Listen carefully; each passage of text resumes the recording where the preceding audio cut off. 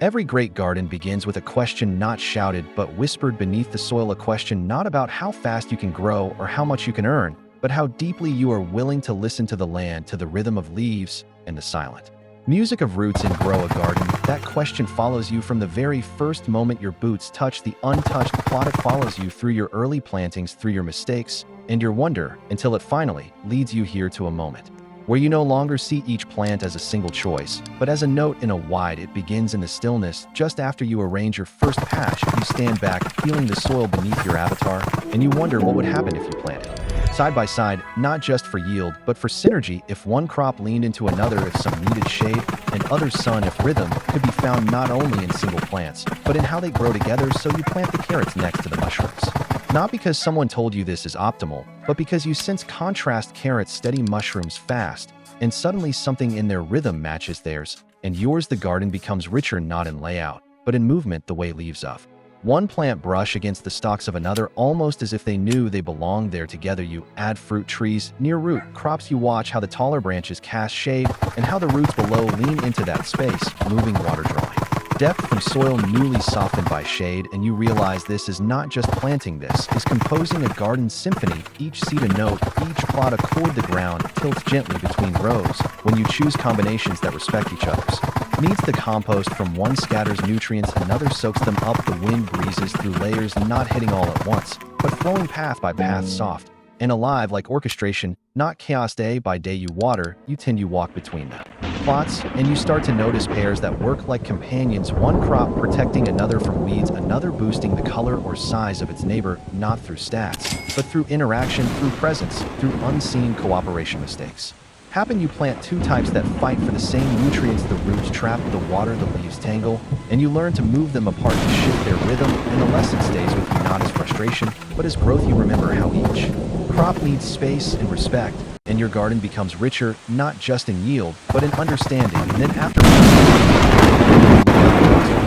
and see patterns of growth not measured in crates, but in fullness, in color and depth and rhythm. You see how certain combinations turn faster harvests into steadier ones, how others made your harvests feel more abundant, not by volume, but by vibrancy. You begin talking to new farmers, telling them about the hidden power not in single species, but in their combinations. You describe rows where leafy crops shade roots, where fruit trees circle vegetables, creating circles of fertility, where each plot holds more value than the sum of its parts. You learn that best crop combinations are not always obvious. Some pairings bloom together elegantly, others demand attention, their growth fragile, but when cared for carefully, they produce rewards that feel earned, not accidental. Their layout teaching you rhythm, their cycles teaching you timing, their bloom teaching you balance. You experiment, placing climb vines near low plants near thirsty roots, water loving your sun lovers, and each test becomes a conversation with the earth, not a formula beat, but a lesson in listening. Now your plantings are not random, they are intentional. They are stories you write row by row, season by season, cycle by cycle. Your garden grows not just in plant count,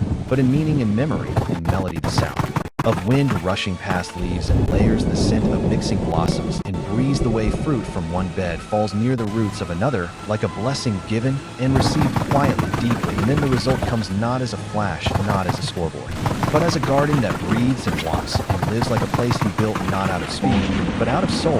And the harvest feels different, not just because of the color or texture or fullness, but because it speaks of care, of creativity, of composition.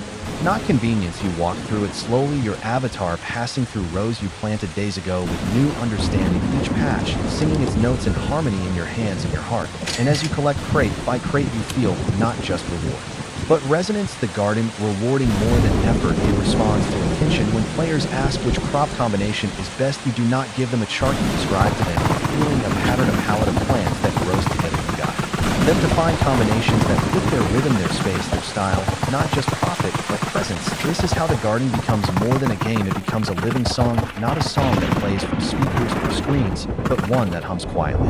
Through the patterns you shape and the decisions you make, the garden becomes your instrument, your brush, your stage. And with each seed you plant, you compose a line. With each pairing, you sketch a scene. With every harvest, you raise the curtain on a play that unfolds in green and gold and scent and silence. It is not about lining up numbers or chasing a leaderboard. It is about how things fit together, how one sprout leans into another, how roots intertwine below where the eye cannot see, how Leaves from one crop arch over another like guardians. It is the way flowers bloom, not only upward, but outward, making space for their neighbors, the way moisture clings longer in shaded soil, the way light finds its path through layers of color and shape. And you realize then that you are not just farming, you are designing a living, breathing thing. Architecture, yes, but not the kind of blueprints and rulers. It is an architecture of instinct, of noticing when one plant lifts another, or when one struggles and needs to be moved. It is the art of angles, the curve of your paths, the flow of your watering, the breath of wind as it moves through corn and cabbage and vine. It is the symmetry of success, not measured in profit, but in presence.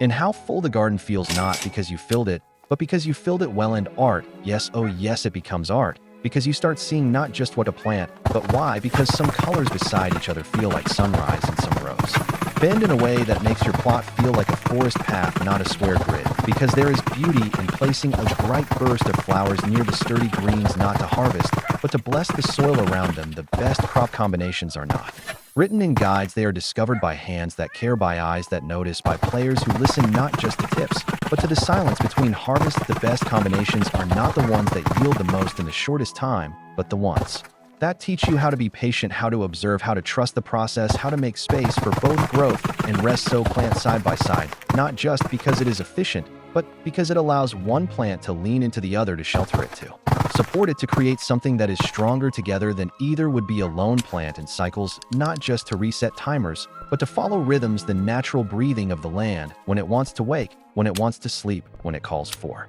roots, and when it calls for bloom. Plan in melody, because the land is listening, and your movements, your water, your care, they each send out vibrations. And when you plant with intention, the melody becomes sweeter and the plants grow more in tune with each other. They begin to move as one field, not many. They begin to echo your rhythm, not resist it, not mechanics, no, not clicks and commands, but harmony and attention. Because when you nurture pairings, you nurture story. You make the crops not just data, but characters who speak to each other across soil, who rise together, who rest together. You find yourself watching not for the timer, but for the tone of the leaves, the lean of the stems, the sigh of the soil. Seek harmony, not haste, because the garden does not reward rush, it rewards rhythm. And you will find that maximum harvest profit comes not just from clever layouts, but from care, from tuning into something deeper than tips and tricks, something rooted, something old, something quieted. Comes from resonance, from that soft echo that answers when you plant with heart, from rhythm, the kind that cannot be charted, but must be felt, and from the quiet beauty of plants grown together in the way they were made to grow, reaching not just toward the sun, but toward each other and toward you. And in that moment, you realize the garden has grown not only because of what you did, but because of how you did it, with intention, with presence, with grace. And the garden becomes more than a field of crops. It becomes an extension of your spirit, a reflection of your choices, a testament to what can be made when mechanics are guided by meaning. You do not need numbers to know what you have built. You only need to walk through it slowly one morning after a long night of planting, and see how it moves, how it breathes, how it holds everything you gave it and gives it back in return, not as score, but as peace, as joy, as a feeling that stays with you long after the screen fades to black. Would you like the next part to explore how seasons shift this relationship, or how weather patterns shape deeper connections between crop pairings? I can continue building the world around your story for your audience to stay immersed in that rhythm. You will grow too, not just your harvest, but your wisdom, your presence, your patience. And when the garden blooms in full chorus, you will know you did not just plant crops, you composed something alive, and alive forever.